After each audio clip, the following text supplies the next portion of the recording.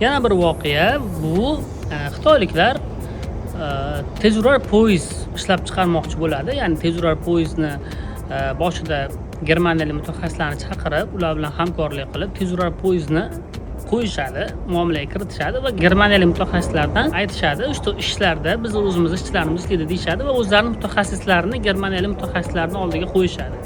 Va ma'lum bir vaqt davomida germaniyalik mutaxassislar bu tezyurar poyezdlarni ishlab chiqarishadi, yo'lga qo'yishadi.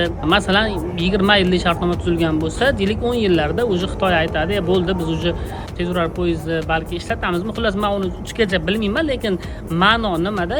Xullas, bo'ldi, endi kontrakt tugatamiz yoki ketamiz. Balki kontraktni oxirigacha yetkazishgandan keyin germaniyalarni ketkazib yuborishadi. Ketkazib yuborgandan keyin albatta Xitoyning o'zida mutaxassislar, germaniyalik mutaxassislardan o'rgangan xitoylik mutaxassislar tayyor holatda ular endi tezyurar poyezdni endi o'zlari ishlab chiqaradi. Va xuddi shunday qilib bugungi kunda Xitoyning tezyurar poyezdlarini Xitoy o'zi ta'minlaydi, ya'ni o'zi ishlab chiqaradi.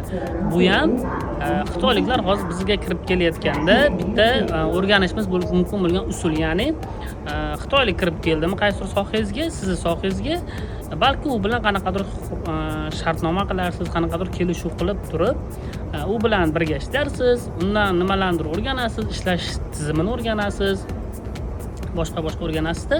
Undan keyin vaqti kelganda balki unga qarshi bir kuch topib, bemalol bozorda hukmronlik qilishingiz mumkin bo'ladi. Bu ham bitta yo'l. O'shaning uchun xitoyliklar kirgan bo'lsa siz sohangizga, ular bilan til topishish, kelishish yo'llarini ham ko'rishingiz mumkin bo'ladi.